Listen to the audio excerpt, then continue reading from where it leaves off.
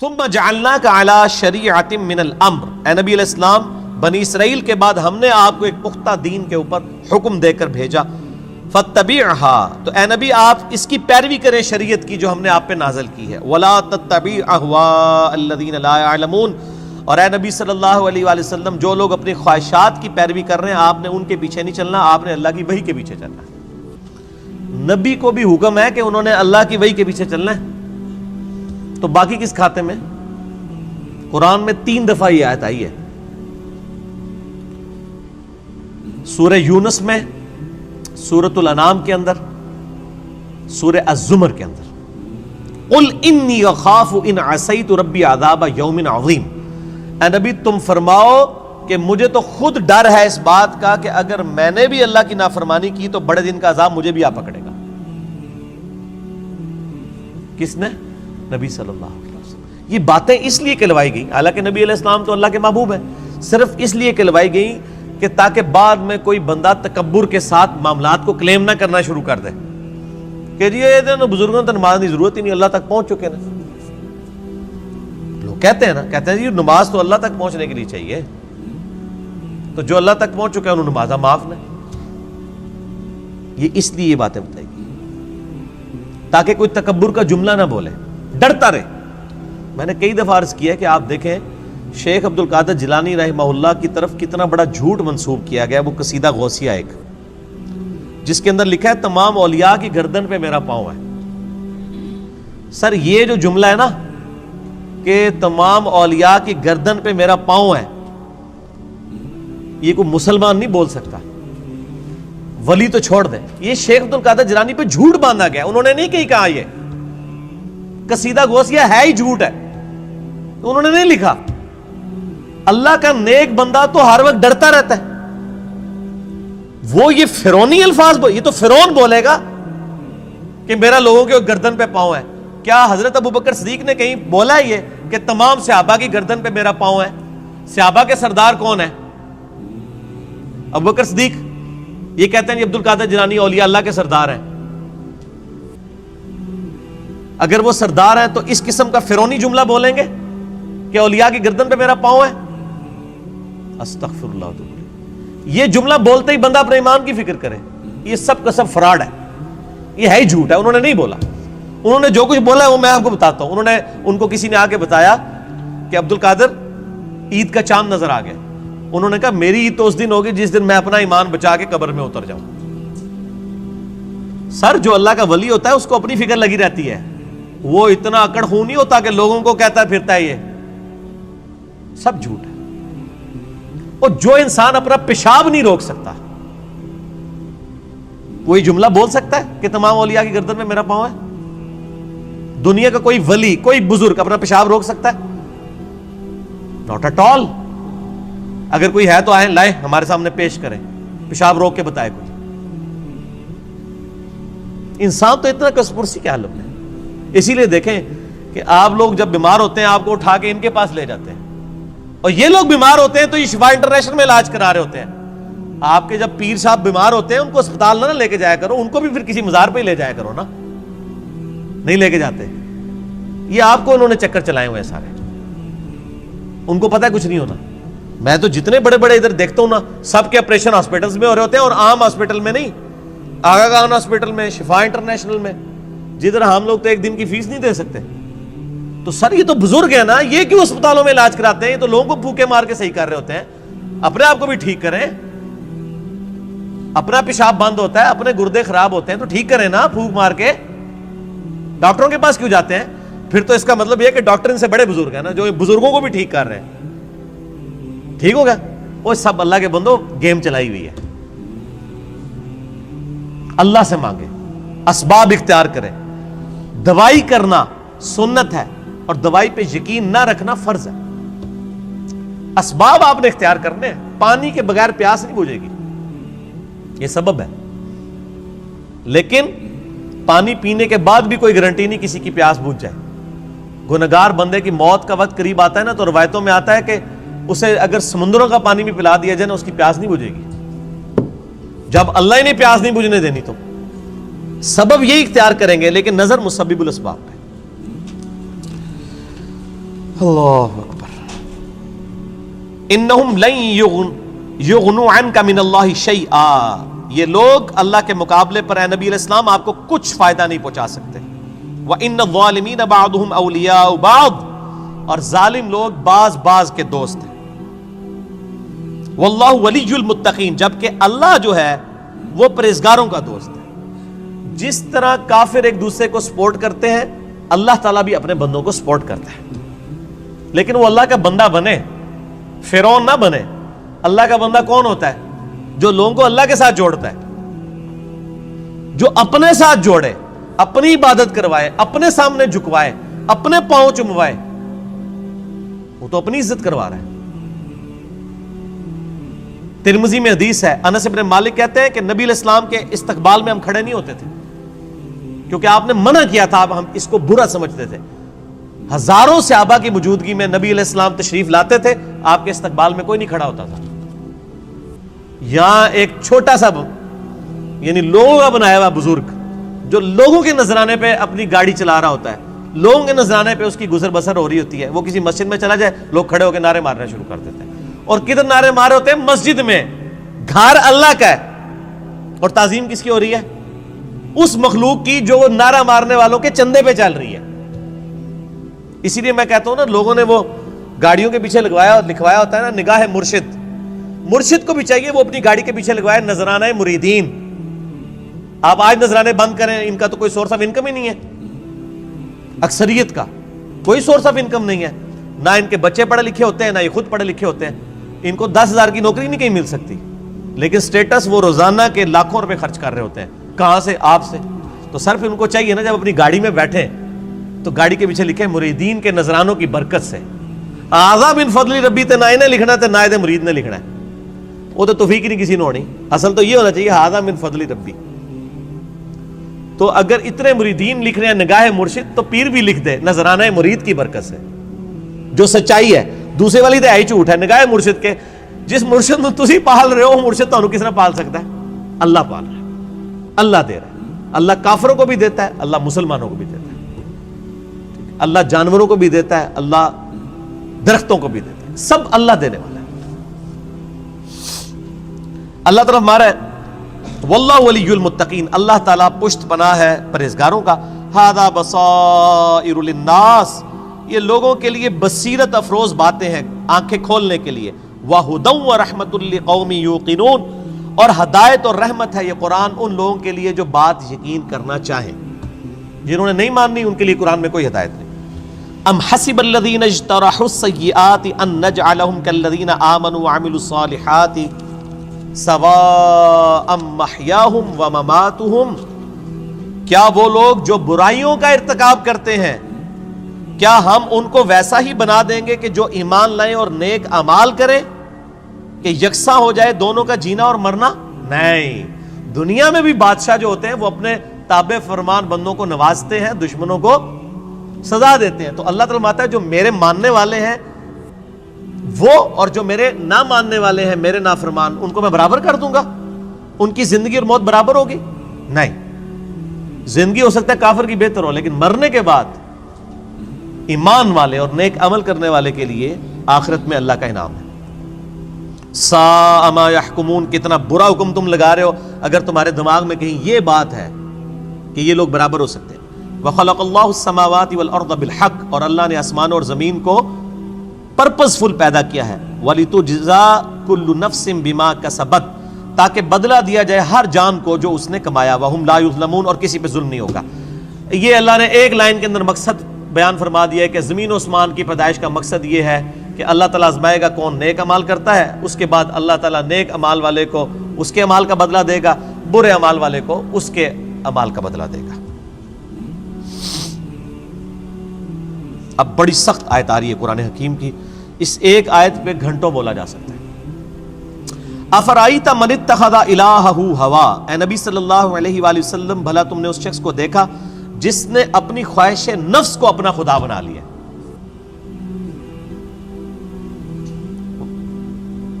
وَأَضَلَّهُ اللَّهُ عَلَىٰ عِلْمٍ، اور اللہ نے اس کے علم کے باوجود اسے گمراہ کر دیا. وَخَتَمَ عَلَىٰ سَمْعِهِ وَقَلْبِهِ، اور اللہ نے اس کے کانوں پر، اس کے دل پر مہر لگا دی ہے، وجعل علی بصرہ، اور اس کی آنکھوں پر غشاوہ، پردہ ڈال دیا ہے۔ فمن یہدہ من بعد اللہ افلا تذکرون، تو بتاؤ اب اللہ کے بعد کون ہے جو اس کو ہدایت دے؟ کیا تم غور نہیں کرتے؟ جس کو اللہ گمراہ کر دے، من یہدہ اللہ فلا مضل لہ، جسے اللہ ہدایت دے اسے گمراہ نہیں کر سکتا، ومن یضلل فلا ہادی لہ، اور جسے اللہ گمراہ کر دے اسے کوئی ہدایت نہیں دے سکتا۔ تو اللہ تعالیٰ فرما رہا ہے کہ ایسا شخص جو اپنی خواہش نفس کی پیروی کرتا ہے، تو اگرچہ اس کے پاس علم بھی ہوتا ہے پھر بھی وہ بہرا، اندھا اور گونگا ہو جاتا ہے، حق بات قبول نہیں کرتا، کیونکہ اللہ اسے گمراہ رہنے دیتا ہے کہ اس کے پاس علم تھا، اس کے باوجود اس نے اس علم کا فائدہ نہیں اٹھایا۔ ایک بندے کے پاس علم ہے کہ اگر میں بلڈنگ کے 10ویں فلور سے باہر چھلانگ لگاؤں تو مر جاؤں گا، یہ پتا ہے ایک بندے کو، وہ پھر بھی چھلانگ لگا دیتا ہے، تو پھر کیا ہوگا؟ مر جائے گا۔ یہی حال اس شخص کا ہے کہ جس کو قرآن و سنت کا علم دیا گیا لیکن اس پہ عمل نہیں وہ کر رہا۔ اسے ہم کہتے ہیں قرآن میں لکھا ہے ایاک نعبد و ایاک نستعین، صرف اللہ ہی کو پکار، وہ کہتا ہے نہیں، میرے بابے کہتے ہیں بابوں کو پکارو۔ اب علم تھا اس کے پاس، گمراہ ہو گیا، اللہ کی بات نہیں مانی۔ ایک بندے کو بتایا بھی بخاری مسلم میں نماز کا طریقہ رکوع میں جاتے وقت اور رکوع سے اٹھتے وقت رفع الیدین کے ساتھ لکھا ہے، نہیں مانا۔ ایک بندے کو بتایا کہ تم ہر مہینے 11ویں دیتے ہو، جبکہ 11ویں والے پیر کی جو اپنی کتاب ہے غنیت الطالبین، اس میں نماز کا طریقہ وہی لکھا ہے جو بخاری مسلم میں لکھا ہوا ہے، وہ کہتا ہے میں نے رفع الیدین نہیں کرنا۔ تو ضد کا تو کوئی علاج نہیں ہے۔ یہ وہ لوگ ہوتے ہیں جو علم کے باوجود گمراہ ہو جاتے ہیں۔ علم ہے، اسی لیے ہم اکثر وہ لوگ کہتے ہیں ایڈے بڑے وہ مولویوں کو نہیں پتا لگا، وہ پاگل نے، تو ہم پتا سمجھ آ گیا۔ تو ان کو بتائیں، آپ جن علماء کہہ رہے ہیں اتنے بڑے بڑے، آپ کے مخالف اپنے علماء کو اتنے بڑے بڑے کہتے ہیں اور آپ کے علماء کو جاہل کہتے ہیں۔ بریلوی دیوبندیوں کو گستاخ رسول کہتے ہیں کہ نہیں؟ تو کیا دیوبندیوں کے علماء علماء نہیں ہیں؟ اور دیوبندی بریلویوں کے علماء کو مشرک کہتے ہیں کہ نہیں؟ تو کیا بریلویوں کے علماء علماء نہیں ہیں؟ سنی شیعہ کے علماء کو، شیعہ سنیوں کے علماء کو، اہل حدیث ان کو، یہ سارے اہل حدیث کو گمراہ کہتے ہیں کہ نہیں؟ ہم کہتے ہیں شاید ساری صحیح کہہ رہے ہو، لگ ایسا ہی رہا ہے کہ آپ اپنے آپ کو کتاب و سنت کے سامنے پیش کرنے کے لیے تیار ہی نہیں ہو۔ اگر کسی کو بات پتہ چلے وہ اللہ کا شکر ادا کرے، جی میرے تک بات پہنچ گئی، مجھے اس سے کوئی غرض نہیں ہے کہ دنیا کیا کر رہی ہے، مجھے صرف اس چیز سے غرض ہے کہ میرے نبی نے کیا مجھے حکم دیا ہے صلی اللہ علیہ وآلہ وسلم۔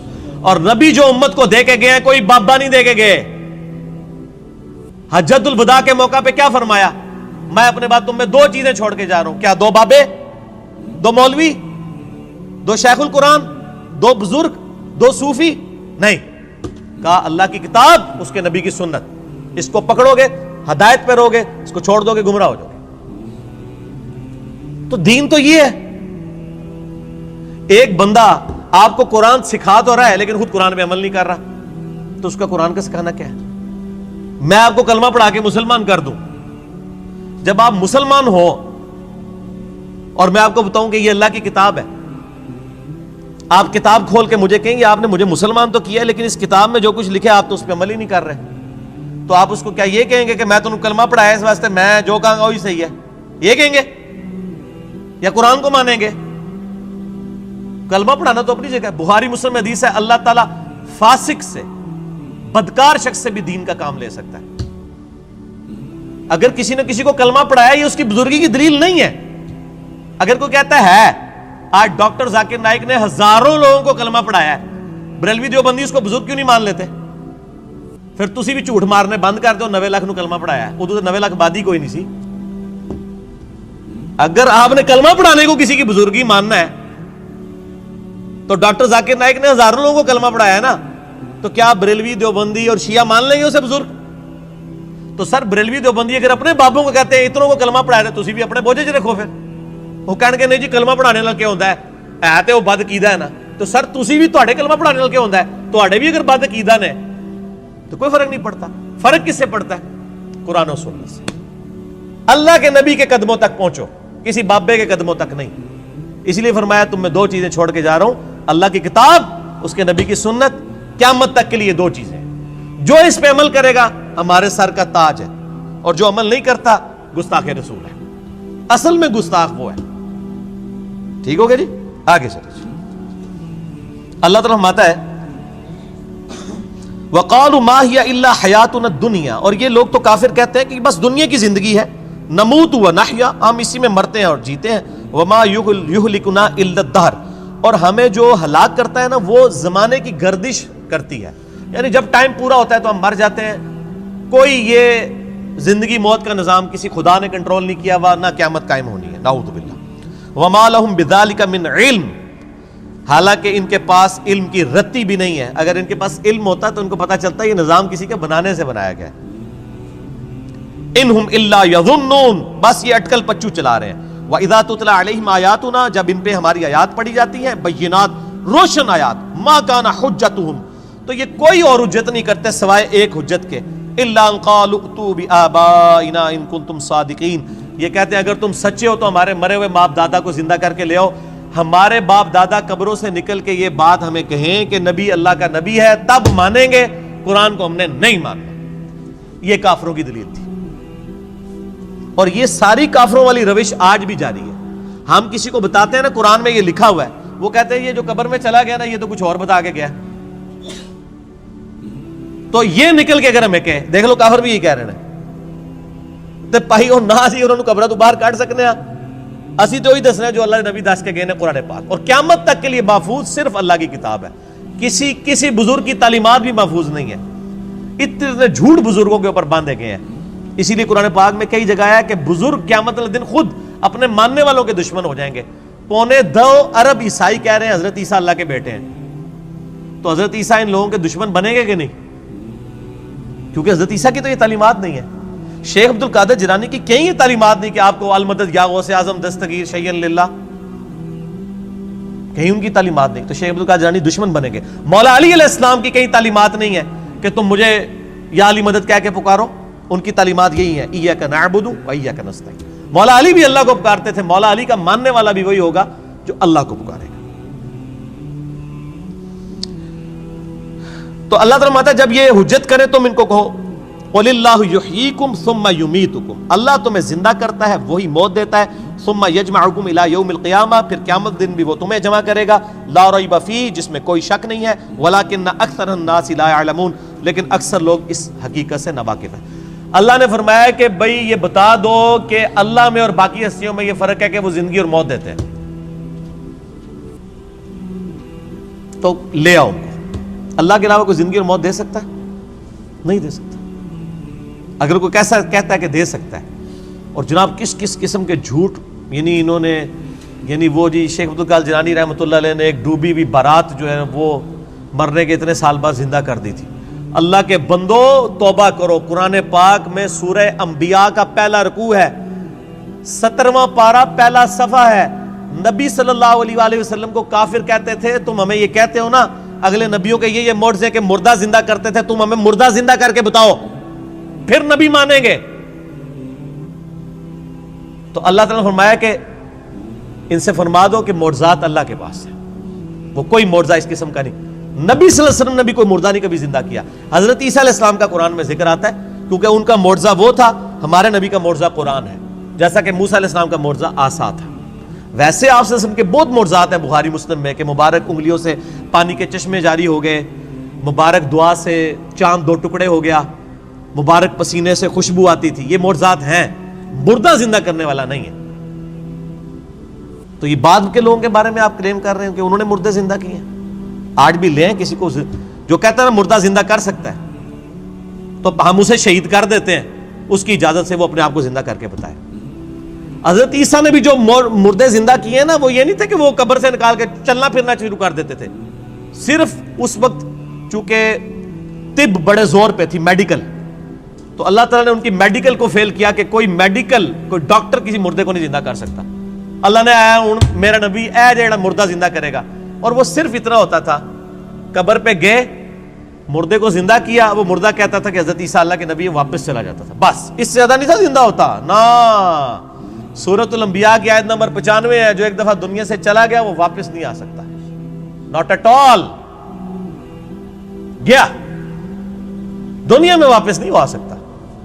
اگر یہ بات ہوتی تو حضرت فاطمہ روتی روتی فوت کیوں ہوگی 6 مہینے کے اندر کہ میں اپنے باپ کا چہرہ اب دوبارہ نہیں دیکھ سکوں گی. حضرت عائشہ حضور کی لاڈلی ترین بیوی نبی علیہ السلام کی وفات کے بعد 47 سال تک زندہ رہی ہیں, اور کدھر زندہ رہی ہیں؟ اسی قبر والے حجرے کے ساتھ کمرے میں. میں کہتا ہوں کوئی ایک روایت دکھا دے کہ انہوں نے نبی علیہ السلام کی کبھی زیارت کی ہو قبر کے اوپر. آج لوگ کہتے ہیں ہمارے گھر میں آ جاتے ہیں, کوڑ مارنے چھڑ دو اللہ دے بندے ہو, چوڑ. سب سے زیادہ اگر کوئی حقدار تھا تو حضرت فاطمہ تھی, حضرت عائشہ تھی, مولا علی تھے. ان سے کوئی آپ کو بات نہیں ملے گی. یہ جتنی آپ کو باتیں بتاتے ہیں ساری بزرگ بابوں سے بتاتے ہیں, آپ کو حضرت ابو بکر کی کرامت نہیں بتا رہے ہوں گے اس قسم کی, تو کیا ہوتی نہیں ہے. کرامت ہم مانتے ہیں, کرامت صرف یہ ہے کہ کسی کی دعا کی برکت سے کچھ ہو جائے, مرضی اللہ کی. کوئی کر کے نہیں دکھا سکتا, کوئی کر کے دکھا سکتا ہے تو میں نے کئی بار چیلنج کیا ہے, کوئی زندہ یا مردہ بزرگ, میں اپنا انجینئرنگ کا فارمولہ لکھ کے دیتا ہوں, وہ دیکھ کے پڑھ کے بتا دے.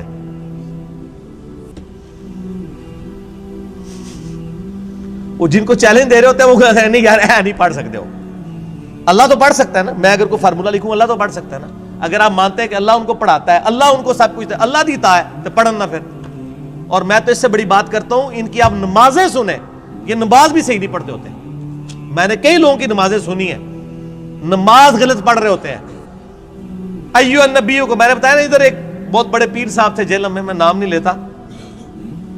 ایک دن میں نے ان کی نماز سنی, ہم وہ بھی شغل ملے میں بیٹھ گئے نماز سنانے کے لیے. نماز میں پڑھ رہے السلام علیکہ حیوہ النبیو, مرید ہزاروں ہیں جن کو انہوں نے جنت میں لے کے جانا ہے. نماز حیوہ النبیو 25-30 بندوں کی موجودگی میں. اور بھی بڑی غلطی تھی, یہ موٹی سی مجھے یاد رہ گئی. میں کہ یہ کیا پڑھ رہے ہیں, وہ بچپن سے نماز یاد کی تھی اسی طرح چل رہی تھی, باقی عین ہا تو ہے ہی کوئی نہیں تھا نا, وہ تو چھاٹ ہی دو, وہ تو میں گل ہی نہیں کہ میں زبر زیر کی غلطیاں. حیوہ النبیو. اور یہ وہ ہیں جو کہہ رہے ہیں اسی جناب تہاڈا بیڑا تار دینا. نماز نہیں آتی, دعوے. میرے پاس کئی لوگ آتے ہیں نہیں وہ ہمارے سلسلے میں بیعت ہو جائیں. میں نے کہا آپ کا پیر مجھے صرف یہ 17 اذکار جو فرض نماز کے بعد کے ہیں نا وہ مجھے زبانی سنا دے, میں بیعت ہو جاؤں گا. آج تک دنیا کا کوئی پیر سامنے نہیں آیا.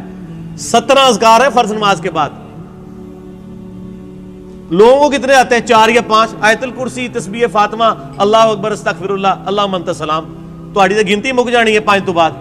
اے 17 اذکار لکھے ہوئے گرین کارڈ پہ جو نبی صلی اللہ علیہ وسلم کرتے تھے, دنیا کے کسی پیر کو نہیں آتے ہیں. وہ 24 اذکار بلو کارڈ پہ لکھے ہوئے ہیں جو صبح و شام کے اذکار ہیں نبی علیہ السلام کے. کتنی کتنی مشکل دعائیں ہیں بخاری مسلم میں, کسی پیر کو نہیں آتی ہیں. میں اس سے بڑا چیلنج کہتا ہوں, یہ دیکھ کے پڑھ کے بتا دیں. یہ اتنی مشکل عربی ہے کہ جس نے پہلی دفعہ پڑھی ہو وہ اس کو ایک دفعہ پڑھ کے صحیح پڑھ ہی نہیں سکتا. ابھی تک تو سارے فیل ہوئے ہیں. تو پھر یہ کہنا کہ ہم لوگوں کو نبی علیہ السلام تک پہنچاتے ہیں, تسی آپ تک پہنچے کوئی نہیں ہوئے اللہ دے بندے ہو. نبی علیہ السلام تک وہ پہنچا ہوا ہے جو نبی علیہ السلام کے طریقے پہ ہے, جو آپ نے فرمایا, جو آپ نے وظیفے بتائے ہیں. باقی تو آپ کے خود ساختہ چیزیں ہیں, وہ جس طرح ہندوؤں کے ماننے والے اپنا وہ کرتے ہیں, آپ کے ماننے والے آپ کو سکھا رہے ہیں. نبی علیہ السلام کے ساتھ کوئی تعلق نہیں ہے. نبی صلی اللہ علیہ وسلم جو کچھ دے کے گئے وہ یہ موجود ہے اس میں, وہ اس قرآن کے اندر ہے.